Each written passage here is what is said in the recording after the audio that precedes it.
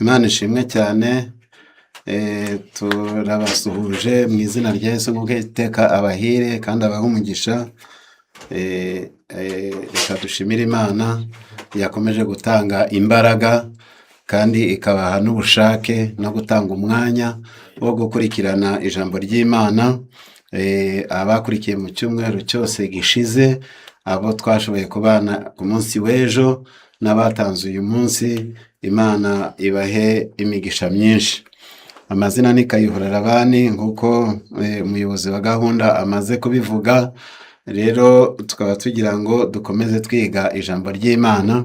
Mbere y'uko turirimba ngo tubahe n'insanganyamatsiko y'ibyo tugiye kwigira hamwe, nko wari umaze kubaza ku bijyanye n'abana bataragira amezi 7-6, umwigisha yari yabivuzeho.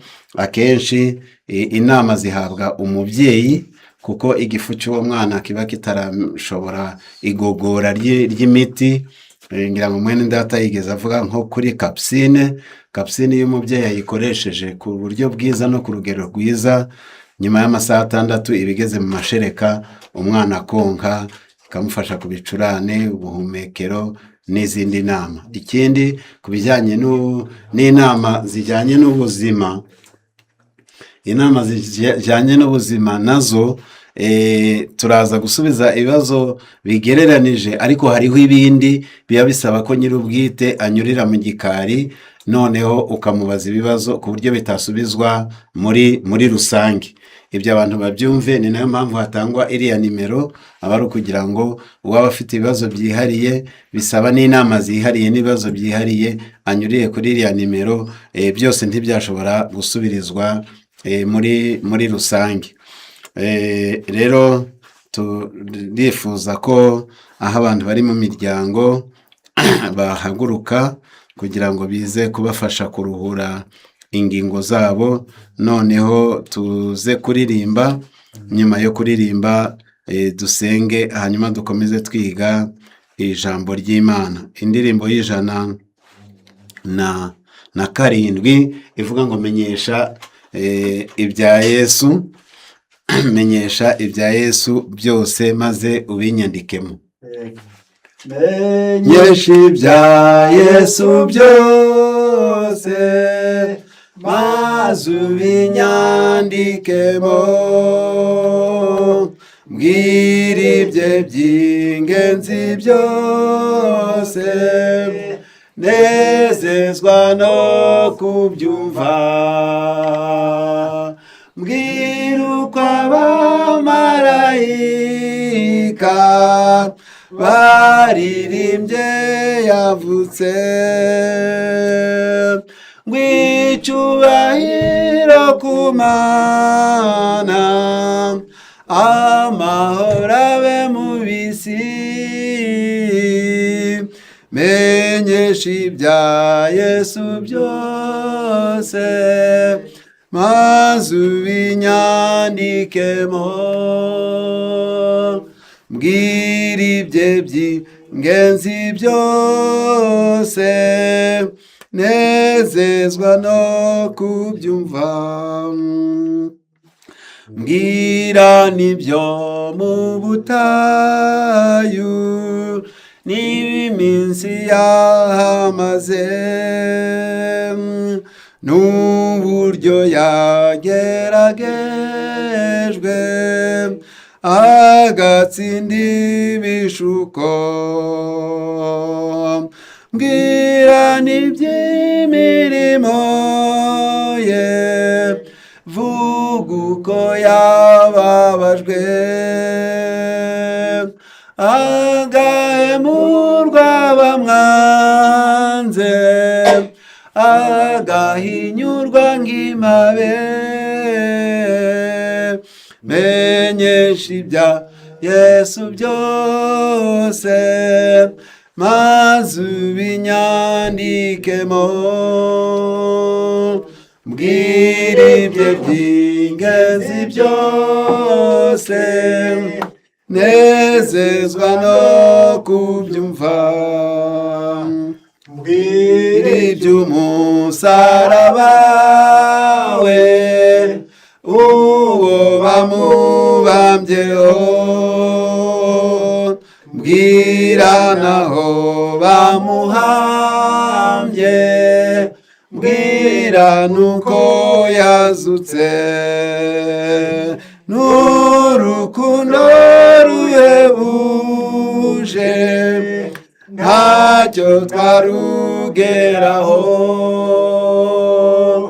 dore nabaye mbwira iby'urukundo rwancunguye, menyesha ibya Yesu byose, maze ubinyandikemo, mbwira ibye by'ingenzi byose, nezezwa no kubyumva. Senga Imana. Turagushimye cyane Umuremyi wacu dukunda uri mu ijuru, tugushimiye imbabazi zawe zikomeye zadutije kurama, turagushimira ko waturemye ku ishusho yawe ukaduha ubwenge n'umutimanama bidutandukanya n'inyamaswa, ngo tugire amahitamo, tugire kwiyumvisha, tugire gushishoza, tugire no kwanzura, ubishimirwe iteka ryose. Tugushimiye ko washyize ijambo ryawe mu isi kugira ngo ritubere itabaza n'umucyo utumurikira, kugira ngo tuve mu mwijima. Ryavuzwe kandi rigiye gukomeza gusomwa, turakwinginze ngo wagure imitima yacu ihinduke ubutaka bwiza, ijambo ryawe ribe imbuto yera nyinshi, ridukuze, rituvugurure, riduhindure, ritubyare ubwa kabiri, duhinduke abahungu n'abakobwa bawe, ngaha bumva natwe abavuga, twese dufashirize hamwe mu izina rya Yesu umwami wacu, amen. Ngaho dukomeze gufatanya kwiga ijambo ry'Imana, nk'uko tumaze kuririmba. Ibya Yesu ni byinshi, ariko umuririmbyi yaravuze ngo Imana imufashe, ibimwandikemo, ibimumenyeshe. Ni nayo mpamvu mu byigisho tubagezaho nk'abagorozi bakora umurimo w'ivugurura n'ubugorozi, dukora ku mashami yose, ari iby'uburezi, ari ibijyanye n'imiryango, ari ibijyanye n'ubuzima bwacu, ari kwigisha abantu uburyo bakwirinda ubuyobe, uburyo bakwegerana n'Imana, uburyo basobanukirwa n'igihe tugezemo. Mbese ayo mashami byose ni ibya Yesu, bikomoka mu ijambo ry'Imana, bigendereye kutwigisha, bigendereye kuduhanira gukiranuka, bigendereye kutuburira, binagendereye kutwegeranya n'Imana. Muri uyu mwanya rero tugiye kwigira hamwe insanganyamatsiko itubwira ngo akamaro ko kwiga ubuhanuzi. Akamaro ko kwiga ubuhanuzi. Muri iki gihe ibintu byinshi birigwa, abantu bakajya mu mahugurwa bakabishakaho ubumenyi, kandi koko bifite akamaro, bijyanye n'ubuhinzi, bijyanye n'ikoranabuhanga, bijyanye n'iterambere, bijyanye n'ubukungu. Abantu bayiga byinshi, ariko Bibiliya itubwira ko dukwiriye gufata igihe tukiga ibyanditswe byera, kuko muri byo bidufitiye akamaro gakomeye, ariko cyane cyane n'iryo shami rijyanye n'ubuhanuzi. Intumwa Petero yagize amagambo atubwira mu rwa kabiri rwa Petero igice cya mbere umurongo ni uwa 19, haranditse amagambo avuga ngo urwa kabiri rwa Petero igice cya mbere umurongo wa 19, nyamara rero dufite ijambo ryahanuwe rirushaho gukomera, kandi muzaba mukoze neza nimuryitaho, kuko rimeze nk'itabaza rimurikira ahacuze umwijima, rigakesha ijoro, rikagezaho inyenyeri yo mu ruturuturu izabandurira mu mitima yanyu. Ariko mubanze mumenye yuko ari nta buhanuzi bwo mu byanditswe bubasha gusobanurwa uko umuntu yishakiye, kuko ari nta buhanuzi bwazanywe n'ubushake bw'umuntu, ahubwo abantu b'Imana bavugaga ibyavaga ku Mana bashorewe n'Umwuka Wera. Iyi mirongo irimwo ubutunzi bukomeye, ufasha akanya ukabyibazaho, ufashe akanya ukabisesengura, umwuka w'Imana akagufasha wabisengeye bwa mbere. Petero aratubwiye ngo dufite ijambo ryahanuwe. Ni ukuvuga ngo muri Bibiliya harimwo imigabane myinshi, ariko ubuhanuzi bugizwe n'ibyatambutse byitwa amateka. Hari ibiriho twita ibyaduka kuko biba biri gusohora mu gihe cyacu, hariho niba bikiri imbere by'ubuhanuzi.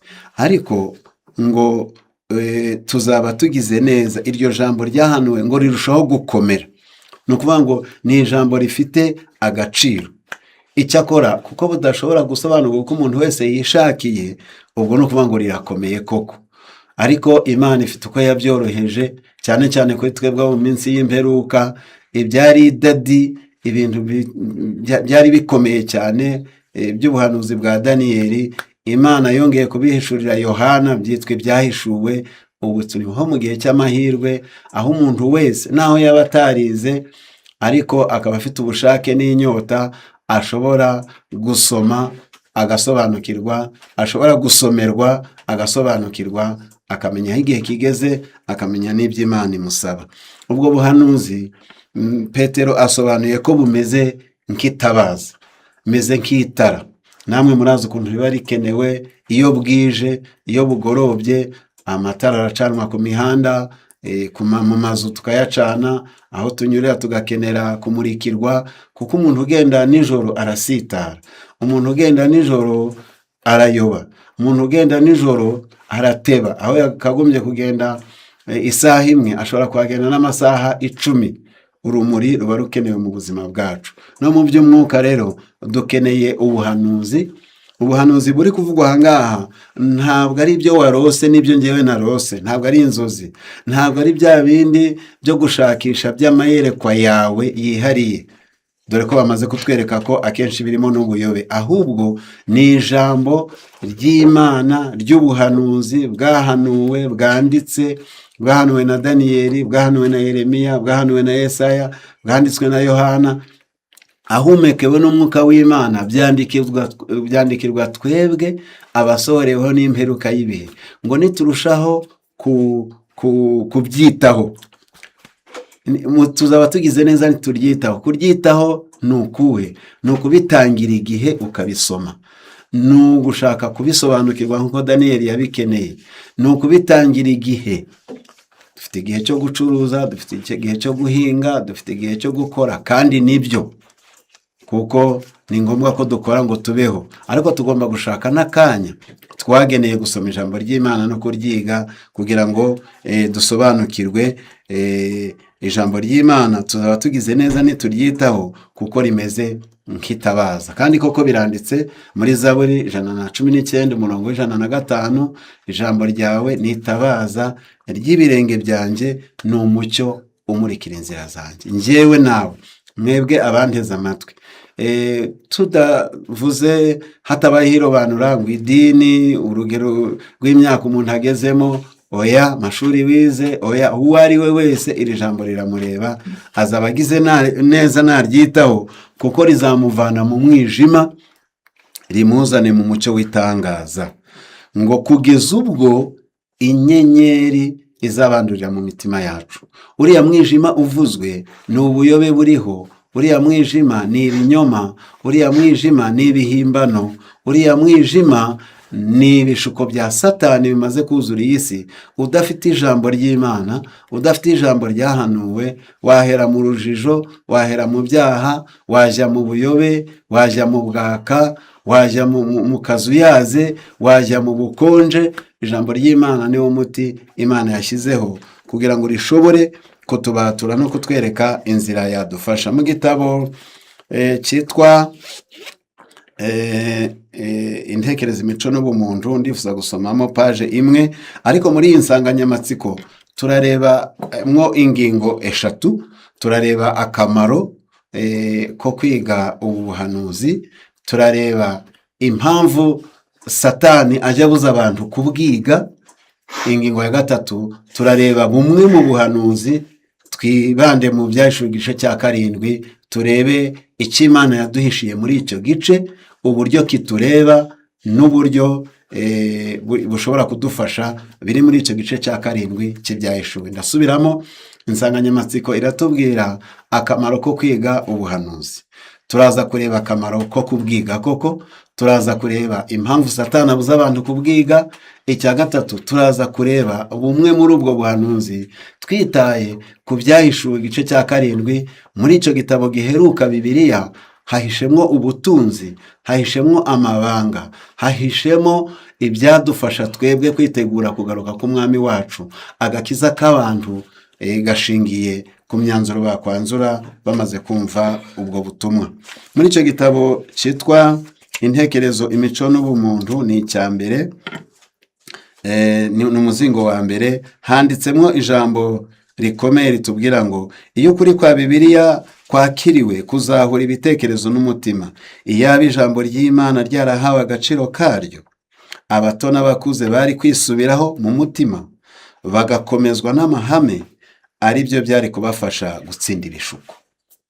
Ijambo iyo rivuze ngo iyaba, ni ukuvuga ngo kwiga ibyanditswe byera dusenga, kwiga ibyanditswe byera tubishakamo agakiza n'inzira y'ukuri, ngo byari kudufasha bikazahura intekerezo n'umutima, kandi abato n'abakuze bikabafasha bagakomezwa n'amahame, ngo bakisubiraho mu mutima rw'abanyangeso mbi, bakisubiraho nka wa mwana w'ikirara wisubiyeho. Hepfo, kumenya ibyanditswe byera bityaza ubushobozi bwo gushishoza, kandi bigakomeza umutima, ugashobora guhangana n'ibitero bya Satani. Bibiliya ni inkota y'umwuka inesha umwanzi mu buryo budasubirwaho.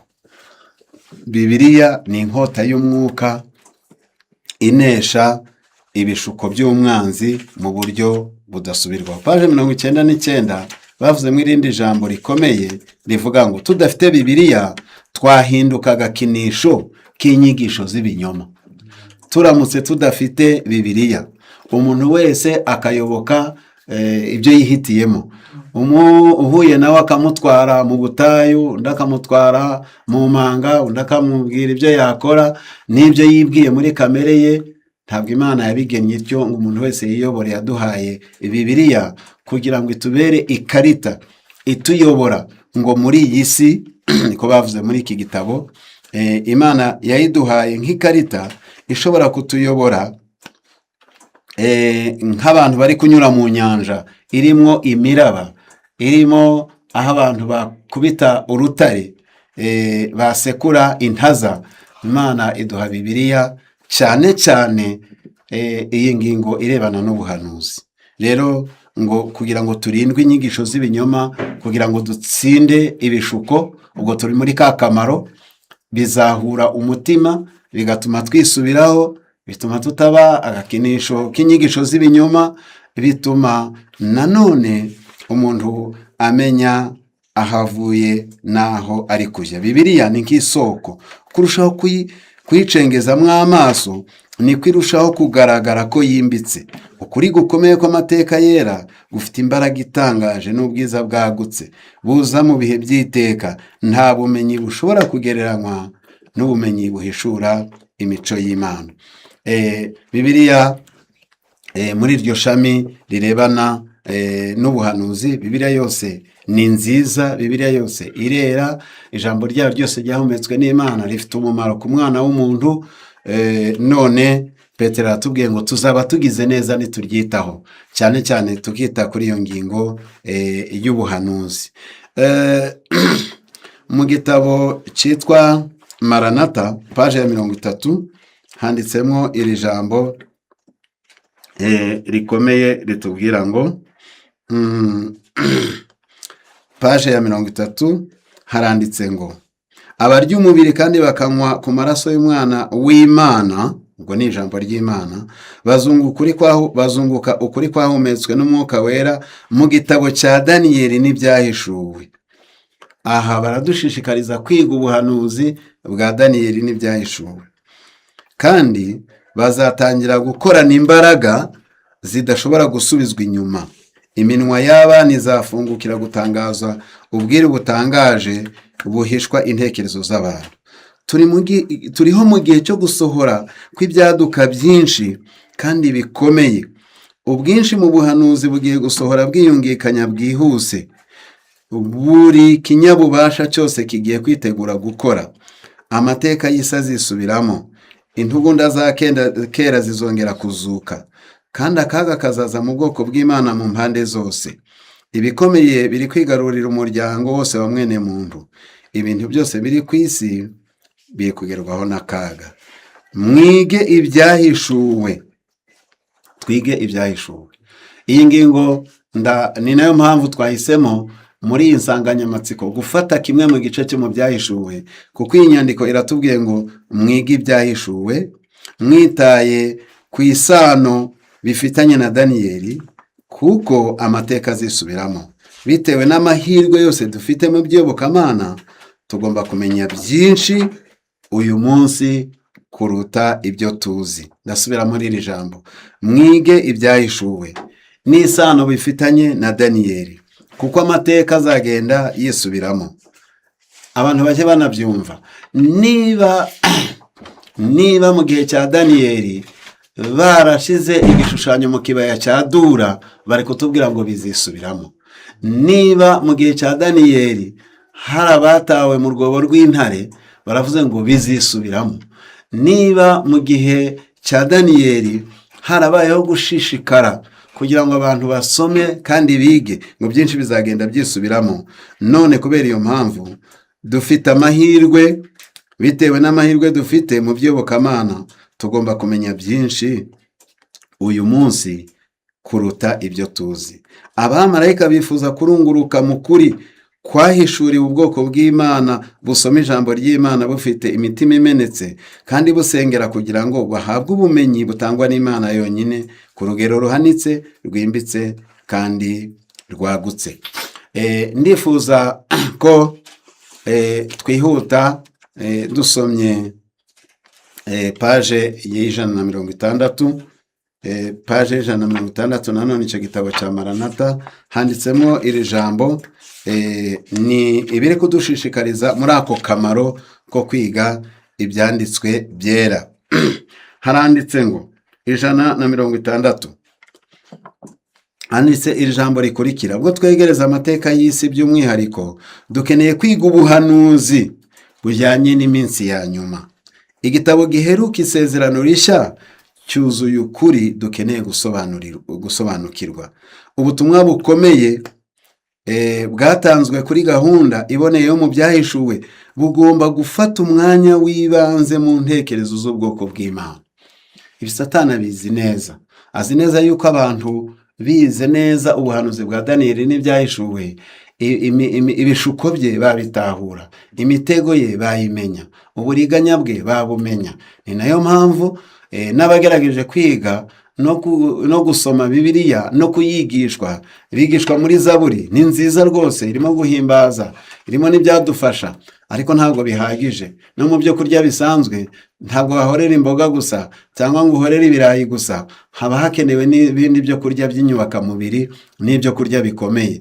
Abandi bakavuga bati twe tuzigira muri Matayo na Yohana, aho niho horoshye gusa, harimo ibitekerezo n'ibyo Yesu yakoze. Ni byiza rwose no kumukunda n'ibitangaza yakoze, ariko nawe ubwe yadushishikarije kwiga ubuhanuzi. Iyo dusoma muri Matayo 24 umurongo wa 14 n'uwa 15, cyane cyane uwa 15, yaravuze ngo usoma ibyanditswe na Daniyeli ngo abyitondere. Yesu ubwe yadushishikarije kwiga ubuhanuzi bwa Daniyeli, yadushishikarije kumenya aho igihe kigeze. Uwo murongo reka tugerageze kuwusoma. Yawuvuzeho iki? Matayo 24 umurongo n'uwa 15, yaravuze ngo ariko ubwo muzabona ikizira kirimbura cyahanuwe n'umuhanuzi Daniyeli gihagaze ahera, ubisoma abyitondere. Kuvuga ngo nawe yadushishikarije gusoma. Ni byiza kwiga inzandiko zanditswe n'abariya bavugabutumwa, ubutumwa bune. Ni byiza kwiga ibyakozwe n'intumwa, ni byiza kwiga Zaburi, ariko tugomba gufata n'umwanya nk'uko igitabo kitubwiye ngo ubutumwa ndasubiramo, uko twegereza amateka y'isi, by'umwihariko dukeneye kwiga ubuhanuzi bujyanye n'iminsi ya nyuma. Igitabo giheruka Isezerano Rishya, ubwo ni ibyahishuwe, cyuzuye ukuri dukeneye gusobanukirwa ubu ngubu. Igihe cy'agaciro kirahita vuba, kandi benshi bari mu kaga ko gutakaza ibihe by'agaciro byagakwiriye guharirwa kwamamaza ubutumwa Imana yoherereje mu isi yaguye. Satani anezezwa no kubona intekerezo zihuze kandi zakagombye kwerekezwa mu mishinga yo kwiga ukuri guhanitse, guhatse ubugingo bwabo bw'iteka ryose. Ibi nk'uko twabibonye, ubuhanuzi kubwiga butuma tuva mu bujiji bw'iby'umwuka, ubujiji bw'iyobokamana. Mu kanya batwigishaga ibijyanye n'ubuyobe, ariko kubera kutiga ubuhanuzi, kuyoba biba byoroheye abantu. Kwiga ubuhanuzi bidukura mu bujiji bw'iyobokamana. Icya kabiri, kwiga ubuhanuzi bituma dukomerera mu byizerwa, kuko tuba tuzi aho igihe kigeze. Gatatu, kwiga ubuhanuzi bitwongerera kwizera, kuko tubona ya Mana ibyo yavuze idashobora kwihenda, ibya bindi Imana yatubwiye biri gusohorera mu maso yacu, tukamenya ko n'ibindi bitaraza nabyo bizasohora mu gihe cyabyo. Ibi ni mu byumve cyane. Ni ukuvuga ngo kwiga ubuhanuzi bituma dukomerera mu byo kwizera. Ubuhanuzi bwahanuye ko Yesu azavuka, aravuka. Ubuhanuzi bwahanuye iyi minsi yacu ya nyuma, turagenda tubibona bisohora. Ubuhanuzi bwavuze ko inyenyeri ziragwa, none zaraguye. Ubuhanuzi bwavuze ko ubwenge buzagwira, none murabona ko bwaragwiriye rwose. Ubuhanuzi bwavuze ko urukundo ruzakonja, namwe murabibona. Ngo bujya butuma dukomera, tukakomerera mu byo twizera, kandi tukamenya ko Bibiliya ari ukuri. Ikindi, ubuhanuzi butuma dukanguka, tukamenya ko nta gihe gisigaye, bigatuma dukanguka mu by'umwuka, tukareka kudamarara, tukareka kuragiriza kwihana ngo tuzatwihana ikindi gihe.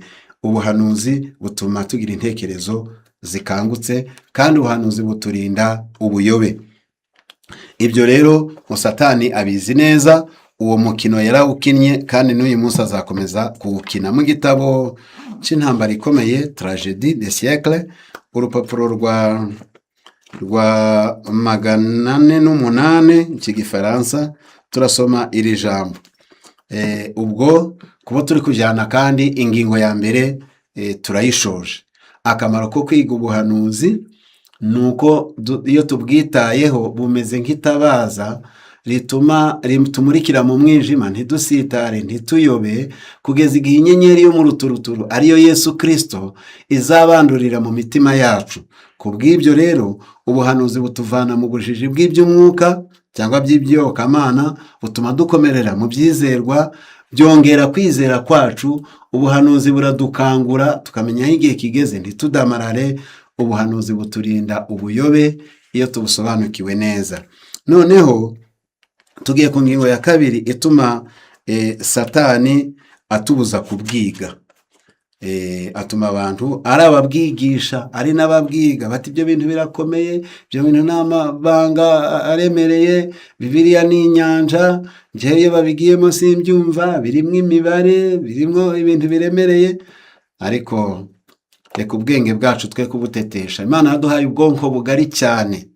Uyu munsi hari abantu bumvaga batamenya no gukoresha telefone, none bari gukoresha na kompiyuta na telefone, amataci, batarize, batarageze mu ishuri, ariko bamenya aho bakanda, bamenya uko bohereza ijwi, bamenya uko bafotora. Ibyo byose barabyiga bakabimenya. N'ibyanditswe byera Imana yaduhaye, dushobora kubyumva, dushobora kubyiga, twashobora kubisobanukirwa, cyane cyane tubyize dusenga twiyoroheje, kuko ni twebwe Imana yabigeneye.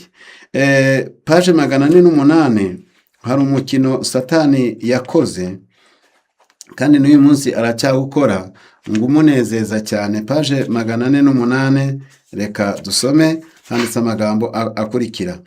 Binezeza Satani cyane kubona abantu baretse kwera kuzima, ariko bagakomerera mu mihango y'idini. Imihango y'idini yo bakayikomeza yose, ariko kwera kw'imbere mu mutima barakuretse. Après avoir rejeté l'évangile, les Juifs conservaient jalousement leurs anciens rites, tout en reconnaissant que la présence de Dieu ne se manifeste plus au milieu d'eux. Abayuda bamaze kwanga ubutumwa bwiza, bakomeje imihango n'imigenzo yabo babifitiye ifuhe, maze bakomeza kwibeshya yuko Imana iri hagati muri bo kandi yarabaretse, maze bigira abantu bishize ku ruhande.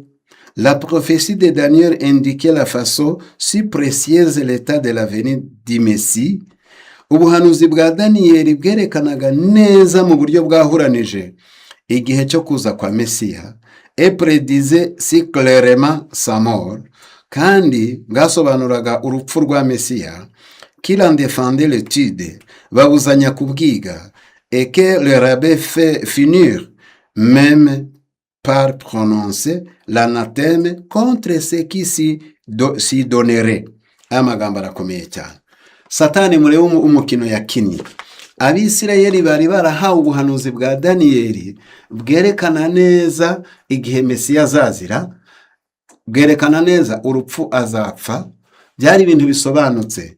Ngo maze Satani we akora umukino, atuma abayuda babuzanya kwiga ubwo buhanuzi, babuzanya kwiga igitabo cya Daniyeli ngo kirakomeye, ngo ntibabyumva, ndetse babonye yuko hari abazaca ku ruhande bakabyiga, ngo bavuga ko uzasoma icyo gitabo azahabwa umuvumo. Bitewe nuko rero abantu batinya abayobozi b'idini, abantu batinya abayobozi babo mu buryo bw'iyobokamana, bakibwira ko icyo babasabiye cyaba, ubwo ubuhanuzi bwa Daniyeli igitabo ntibaciga, babona yuko uzaciga azavumwa, bari barabibuzanije. Ikidini bibuzanije rero, nubwo Imana yabicemera, abantu bumvira idini kuruta Imana. Mbega ishyano dufite Abisirayeli baguyemo, baritejwe nuko ngo abayobozi babo abitwa barabi barabigisha, bafashe umwanya wo kubigisha imigenzo, bafashe umwanya wo kubigisha ibindi, ariko ibijyanye n'ubuhanuzi bwari kubabwira igihe Mesiya azazira n'urupfu azapfa.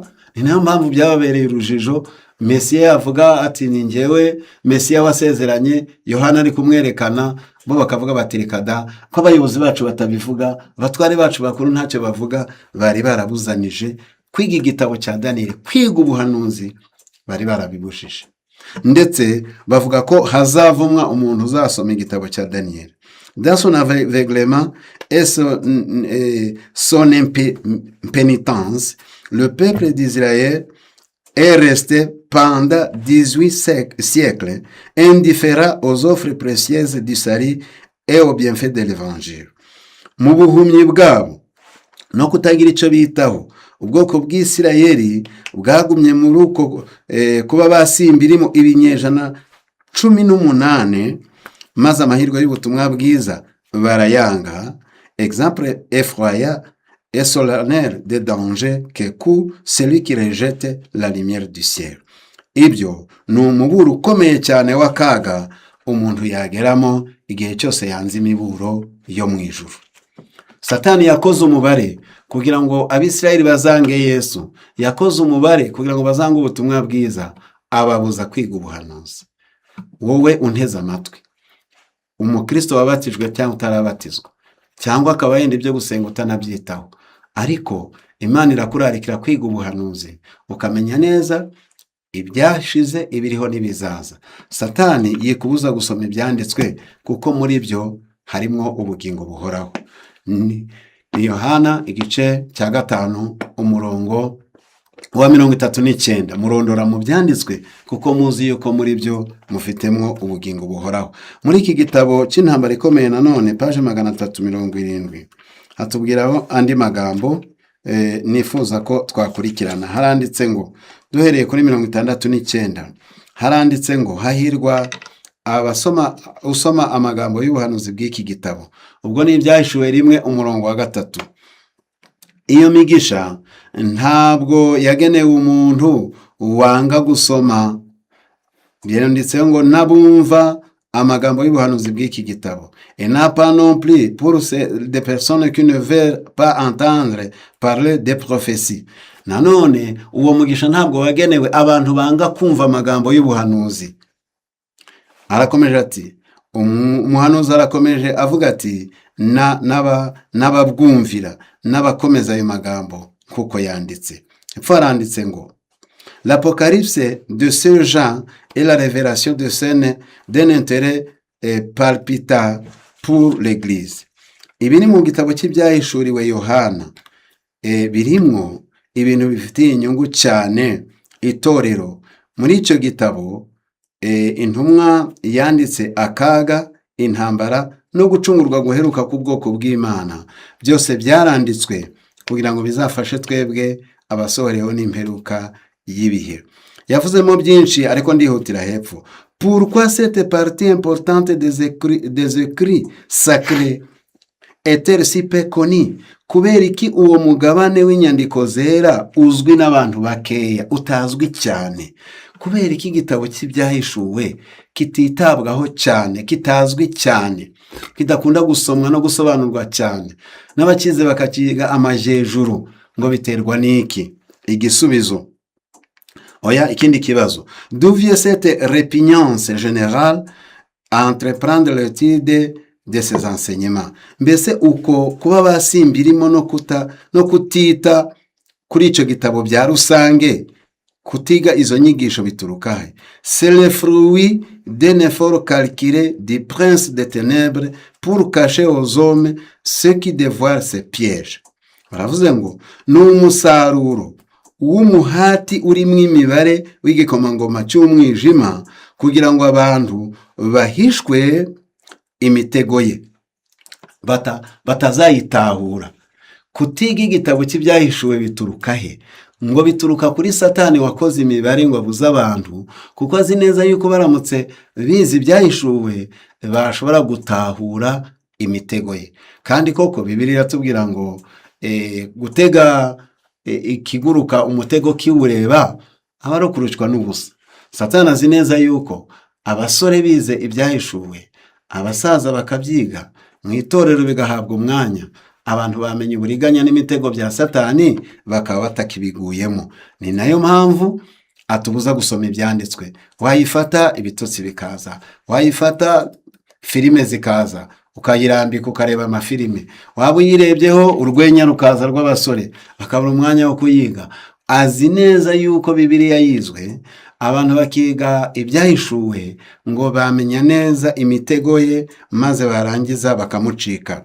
Hepfo arakomeje ngo niyo mpamvu Yesu nk'umuhishuzi watumye icyo gitabo cyandikwa, yabonye intambara ikomeye izabaho mu kwiga ibyahishuwe, bituma asezeranira abantu imigisha ku bantu bazasoma n'abazasomerwa n'abazumvira ibyanditswe mu gitabo cy'ibyahishuwe. Icyampa njye nawe ayo mahirwe akaba yacu, natwe tukarwanya Satani ngo twige icyo gitabo, kuko hari amahirwe y'abasoma icyo gitabo, hari amahirwe y'abasomerwa, hari amahirwe y'abumvira ibyanditswe muri icyo gitabo. Bazamenya ko kugaruka kwa Yesu kuri bugufi, iyo nyenyeri yo mu ruturuturu ariyo Yesu Kristo, ibandurire mu mitima yabo, ibuzuzemo ibyiringiro, ibarinde ubuyobe, ibahe kwitegura Yesu yaza agasanga bariho cyangwa barasinziriye, bakazazukira ubugingo buhoraho.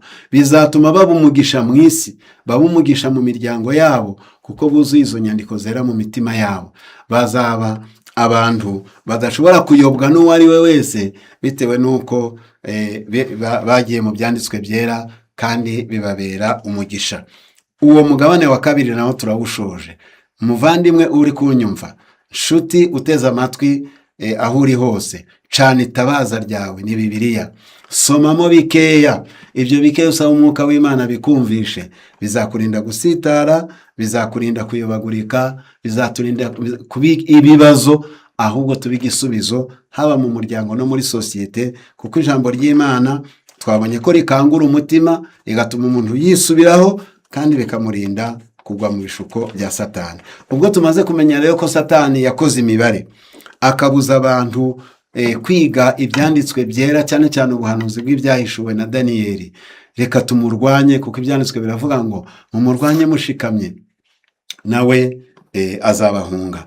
Umugabane wa gatatu w'icyigisho cyacu twabonye yuko turi bwibande noneho muri cya gitabo cy'ibyahishuwe, kuko ari kigari kandi kinini, kandi tukaba tutakigira rimwe.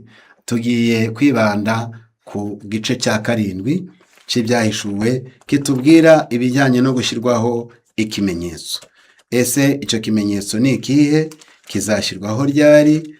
Kizashyirwa ku muntu umeze ute? Ese ni ibintu byarangiye? Ni ibintu biriho?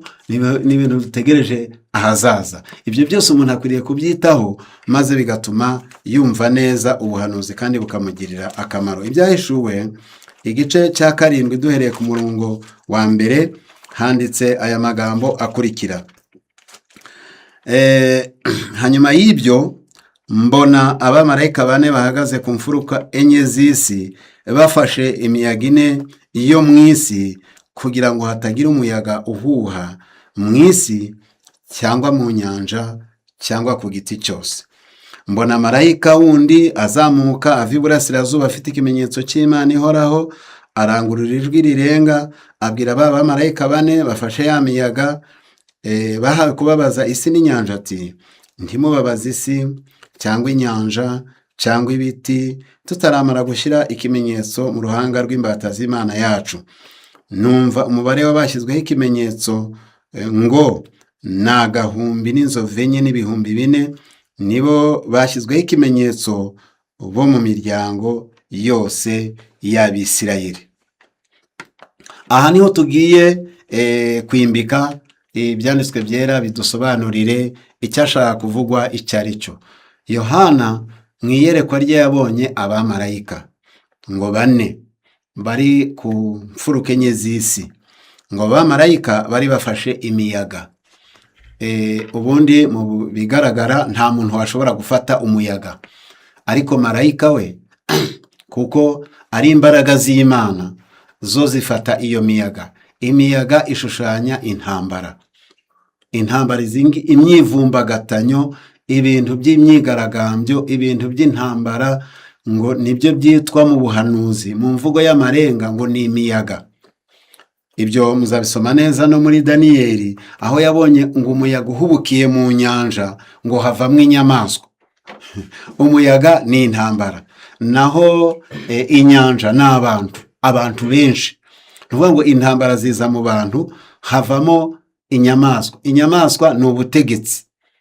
Ibyo biri muri Daniyeli igice cya 7 umurongo wa 17. Niyo mpamvu batubwiye ngo Daniyeli n'ibyahishuwe ntiwashobora kubitandukanya, ni ibintu by'uruhererekane ariko bifitanye isano ya bugufi. Noneho nuvuga ngo nk'imyivumbagatanyo ya politike y'intambara ihiza mu bantu benshi, hanyuma hakavukamwo ubutegetsi. Hano ho yabonye iyo miyaga 4 iyo mu isi, ngo abamarayika bayifata kubera iki? Kugira ngo hatagira umuyaga uhuha mu nyanja. Ubwo inyanja ni abantu benshi, naho ubutaka ni ahatuwe n'abantu bakeya. Ubwo mu yandi magambo, ahantu hatuwe n'abantu benshi cyangwa hatuwe kera nk'i Burayi, ubwo hagereranywa n'amazi n'inyanja. Ahantu hari hatuwe n'abantu bake niho hagereranywa n'ubutaka. Ariko hose izo mbaraga z'Imana ziracyafatiriye imiyaga, zifashe intambara. Amahanga yariteguye, ibihugu bifite ibitwaro binini bya kirimbuzi byarimbura isi, kandi n'izindi ziracyakorwa. Ubucurabwenge bw'ikoranabuhanga burahari, ariko ijambo ry'Imana riravuze ngo hari imbaraga y'Imana, ntabwo ari iy'umuntu. Imbaraga y'Imana igifashe iyo miyaga kugira ngo idahuha mu nyanja kuri abantu benshi, idahuha ndetse no ku giti cyose. Igiti gishushanya umukiranutsi. Ni Zaburi igice cya 1 umurongo wa 1 n'uwa 2. Ijambo ry'Imana ritubwira aya magambo kugira ngo twumve neza ko igiti gishushanya umukiranutsi. Turabisoma mu mirongo 2. Tubanze dusome tubirebe muri Zaburi igice cya mbere tubirebe no muri Yeremiya handitse aya magambo akurikira. Zaburi igice cya mbere umurongo wa mbere: hahirwa umuntu udakurikiza imigambi y'ababi, ntahagarare mu nzira y'abanyabyaha, ntiyicarane n'abakobanyi, ahubwo amategeko y'Uwiteka niyo yishimira, kandi amategeko ye niyo yibwira ku manywa na nijoro. Uwo azahwana n'igiti cyatewe hafi y'umugezi. Burya umukiranutsi ahwanye n'igiti, ariko ntabwo ari igiti icyo ari cyo cyose. Burya umuntu ni igiti, ariko hari ibiti biratandukanye. Hano baraza kubitandukanya.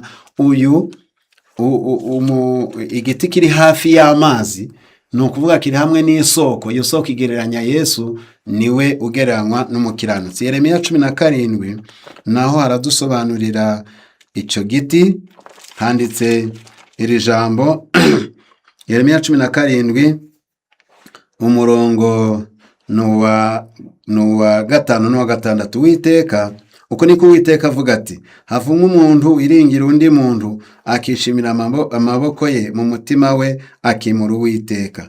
Azaba ameze nk'inkokore yo mu butayu, kandi icyiza n'ikiza ntazakibona, ahubwo azatura ku gasi no mu butayu, mu gihugu cy'ubukuna kidatuwemo. 7. hahirwa umuntu wizera Uwiteka, Uwiteka akamubera ibyiringiro, kuko azahwana n'igiti cyatewe hafi y'amazi, gishorera imizi mu mugezi, ntikizita ku mapfa nacana, ahubwo ikibabi cyacyo kizahorana itoto, ntikizatinya ku mwaka wacanyemo amapfa, kandi ntikizareka kwera imbuto zacyo. Imana ihabwa icyubahiro. Noneho niba Bibiliya ivuze ngo iyo miyaga, ayo makimbirane, izo ntambara, hari imbaraga y'Imana ibifashe, ngo ibifashe kubera iki? Kugira ngo za ntambara zitagera mu bantu benshi no mu bantu bake, zitagera no ku bakiranutsi no ku bantu bayo, babandi bameze nk'igiti cyatewe hafi y'umugezi. Ntabwo ari abo bonyine, ahubwo haravuze ngo no ku nyanja n'igiti cyose. Ubwo cyaba igiti kibisi, cyaba igiti cyumye, cyaba na cya kindi cy'inkokore, Imana iri kwanga yuko iyo myivumbagatanyo yagera ku bantu bagapfa batabwiye ubutumwa bwiza, bagapfa bataramenya Imana. Turaza kubibona hepfo. Mbona marayika wundi azamuka ava iburasirazuba, afite ikimenyetso cy'Imana ihoraho, arangurura ijwi rirenga, abwira ba bamarayika 4 bahawe kubabaza isi n'inyanja ati: ntimubabaze isi cyangwa inyanja cyangwa ibiti, tutaramara gushyira ikimenyetso mu ruhanga rw'imbata z'Imana yacu. Mbega uburyo urukundo rw'Imana, mbega uburyo gahunda yayo itangaje. Imana iravuze ngo yashyizeho abamarayika, imbaraga zayo zo gukumira ayo makimbirane n'intambara, ariko yohereza na marayika. Uyu marayika uvuye iburasirazuba ashushanya ubutumwa bwiza, ashushanya ubutumwa buheruka, ashushanya ubutumwa bwa Eliya wa gatatu, ashushanya ubutumwa bwo gusubiza abantu mu nzira z'Imana, kugira ngo bashyirweho ikimenyetso, bashyirweho ikimenyetso cy'Imana. Icyo kimenyetso turaza kureba ngo ni ikihe, ariko uyu marayika ashushanya ubutumwa bwiza bugomba kubwirizwa muri iyi minsi ya nyuma. Ubutumwa butazaba bushingiye ku kubaka amadini, kuko amadini arasanzwe, ahubwo ni ubutumwa bwo guha abantu ukuri kukababatura.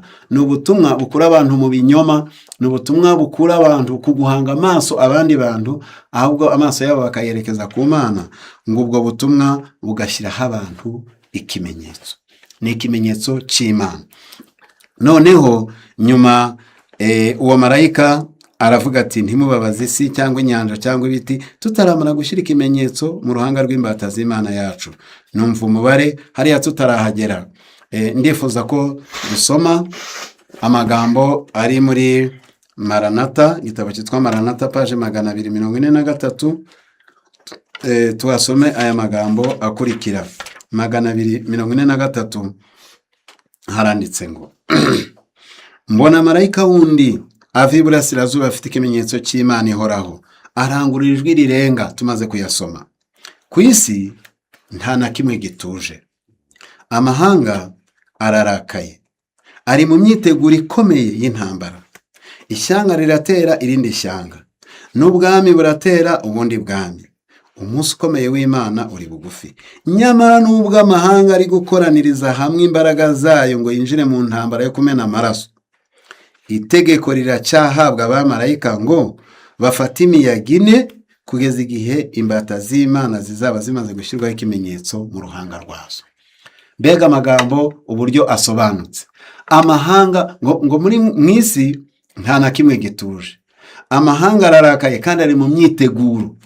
Amahanga ararebana ayingwe. Namwe murabibona, murabyumva, murabisoma mu binyamakuru.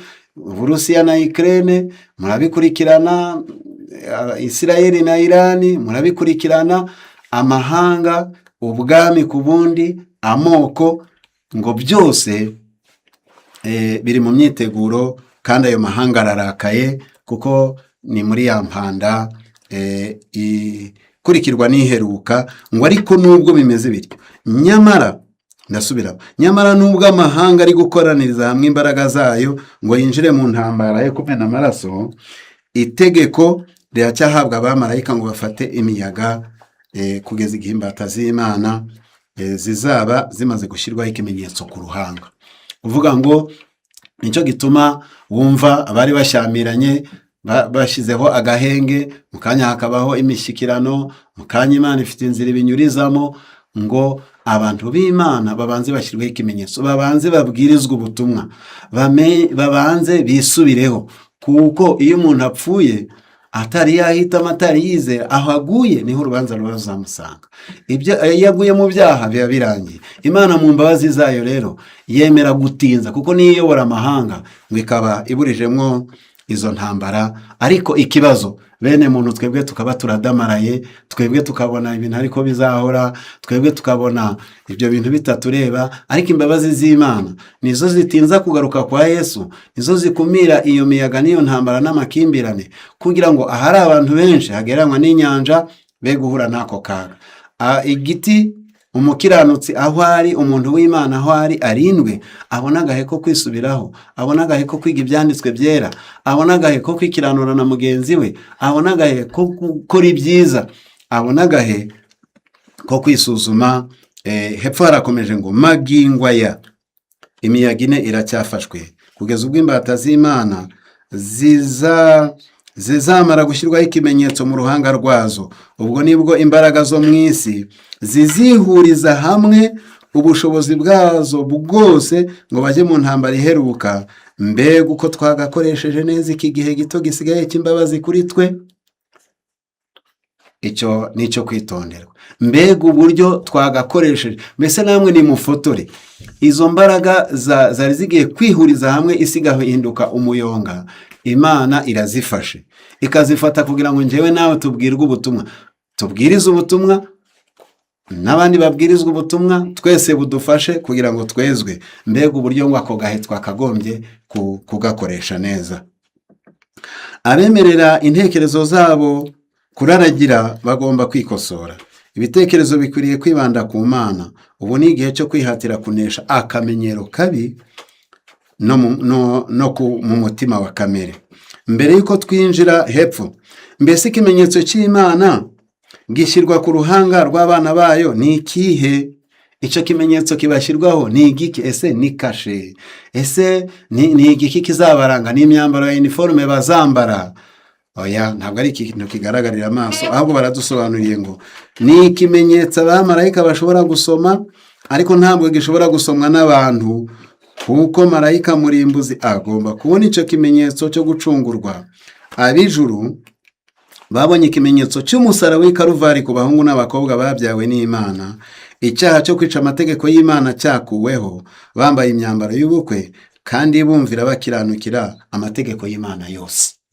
Noneho kumvira amategeko y'Imana yose harimo n'isabato, nibyo bituma dushyirwaho ikimenyetso. Cyo gituma ubutumwa buheruka budushishikariza kumvira amategeko y'Imana yose, dufashijwe n'ubuntu bwa Yesu, dufashijwe n'imbaraga y'Umwuka Wera, kuko Umwuka Wera ni intizo ifasha abantu kuzaragwa gakiza ngo bashyirweho cya kimenyetso. Reka wenda tubisome gatoya mu Befeso.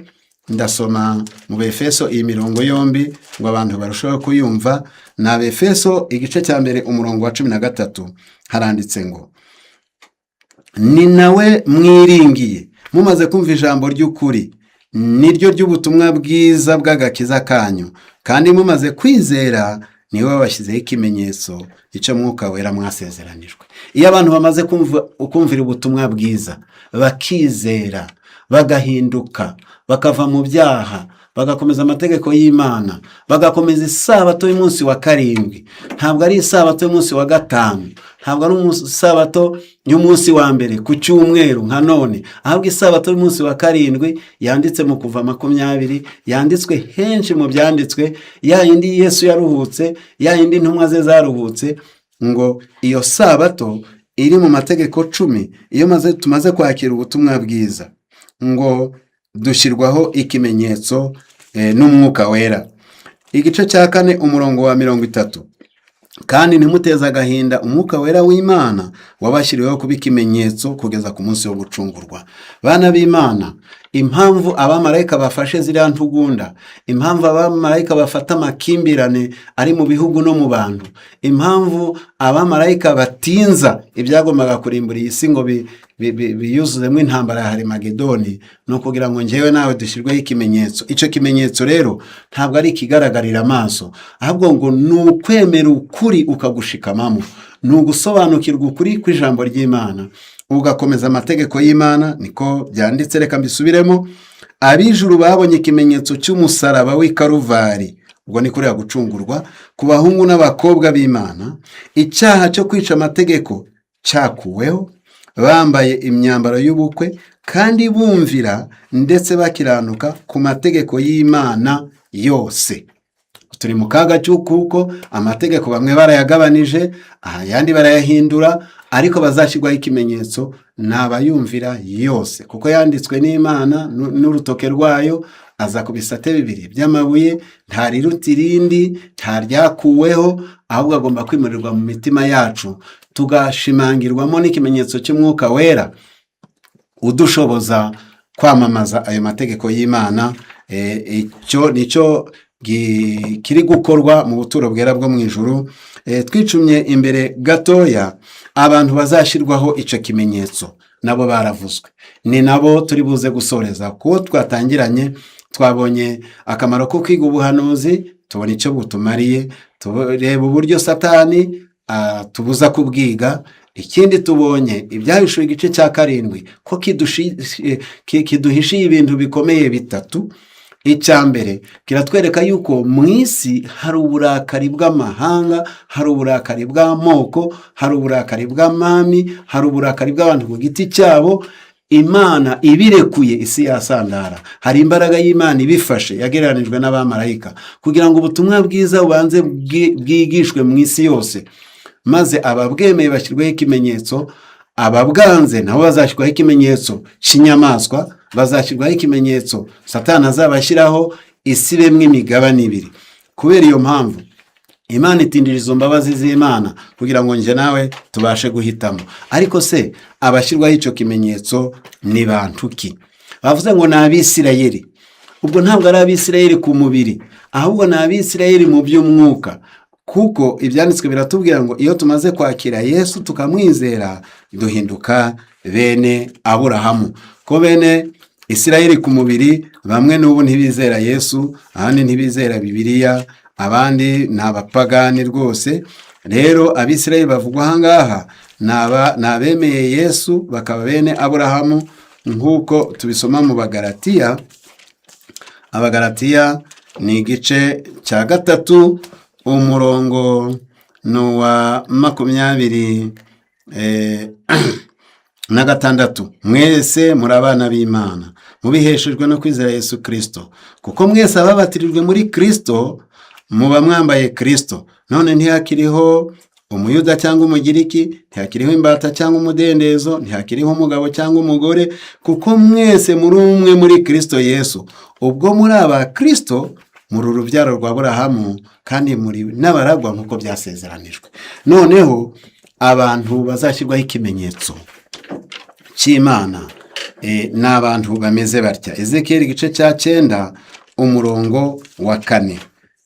Ezekiyeli nawe yabonye uyu marayika wari ufite icupa rya wino ku itako rye, agenda ashyiraho abantu ikimenyetso. Icyo kimenyetso abo yagishyiragaho, mbese ni ukubaza iceti cy'uko wabatijwe? Ese azabaza itorero n'idini urimo abona gushyiraho ikimenyetso? Ese azareba abantu bagiye batanga amenshi mu rusengero? Ese azareba abazi kuririmba neza? Reka tubaze Bibiliya, abantu bashyirwaho iki kimenyetso ngo ni bande? Haranditse ngo, duhere ku murongo wa 3, nuko basanga ubwiza bw'Imana bwavuye ku mukerubi aho bwahoze bugeze ku muryango w'inzu, maze ahamagara uwo muntu wari wambaye imyenda y'ibitare afite ihembe ririmo wino ku itako rye. Uwiteka aramubwira ati, genda unyure mu murwa hagati muri Yerusalemu, maze ushyire ikimenyetso ku gahanga k'abantu, banihire ibizira bihakorerwa bikabatakisha. Ngiyo kondisiyo ikomeye cyane. Abagomba gushyirwaho ikimenyetso cy'Imana ni abantu banihira ibizira bikorerwa mu isi kandi bikabatakisha. Abo bantu bababajwe nuko Imana isuzugurwa, abantu bababajwe no kubona ubusambanyi bwiyongereye bukinjira no mu itorero, abantu bababajwe n'ubukonje bw'iby'umwuka, abantu bababajwe nuko icyaha cyahawe intebe, ubusinzi buhawe intebe, ubusambo buhawe intebe. Abantu ngo bazababazwa nuko icyubahiro cy'Imana kibuze no mu bayisenga.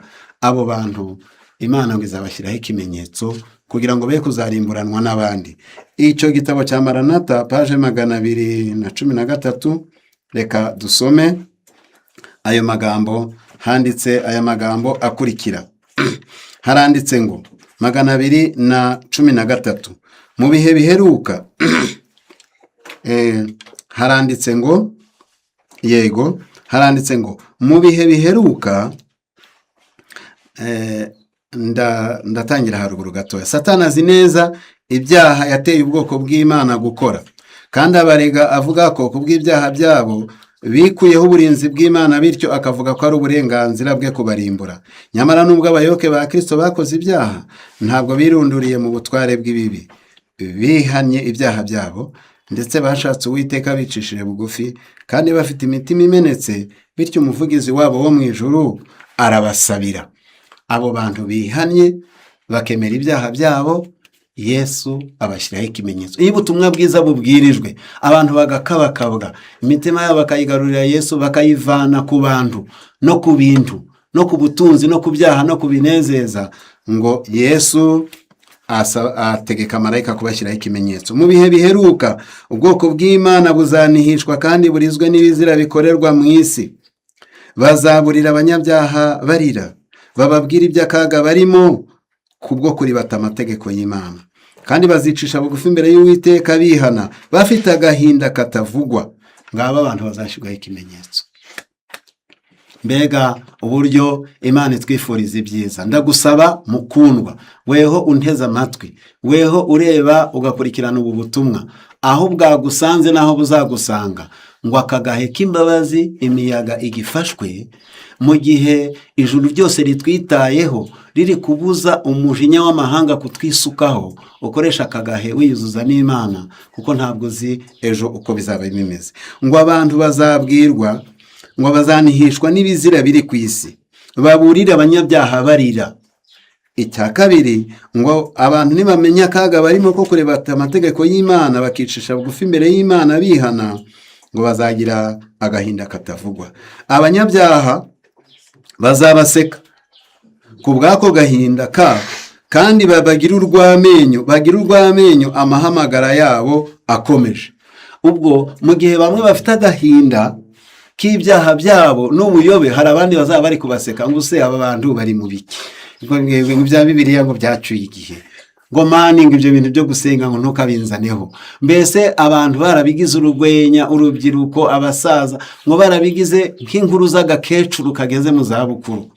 Ngo uruhande rumwe bamwe bazaba bari kurizwa n'ibyaha byabo bihana, abandi bo bibereye mu rwenya, mu mudamararo, ntacyo bibatwaye. Mbega ukuntu bazatungurwa ubwo imiyaga izarekurwa. Noneho imiyaga ngo nirekurwa, ngo isi izagera mu kaga ikaramu y'abanditsi itashobora kwandika. Ibyo bitaraba, hano haravuze ngo hari abazaba bari kubisekera, ngo ayo mahamagara yo guhamagarira abantu kwihana bazaba bayaseka. Nyamara agahinda no gukozwa isoni by'ubwoko bw'Imana ni igihamya kidashidikanywa cy'uko bwasubiranye imbaraga yo gutungana kw'imico ibyo batakaje kera kubera icyaha. Igihe Satani we yasukiranyaga ibirego bye, abamarayika be bera bataboneshwa amaso babaga bakubita hirya no hino bashyira ikimenyetso cy'Imana ihoraho ku bana bayo b'indahemuka. Imana ihabwa icyubahiro. Mu gihe abantu bari guseka imiburo, mu gihe abandi bari mu binezeza, mu gihe abandi bari gusesagura, mu gihe abandi ntacyo bitayeho, mu gihe abantu bisekera ubutumwa bati bizahora uko byahoze, uhereye tukivuka nuko byavugwaga, marayika ngo ari kugenda ashyira abantu ikimenyetso. Abantu bari kwihana akabashyiraho ikimenyetso. Abantu bababajwe no kubona abana batari kumvira ababyeyi babo, marayika akabashyiraho ikimenyetso. Abantu bababajwe no kubona isabato iri kwicwa, marayika akabashyiraho ikimenyetso.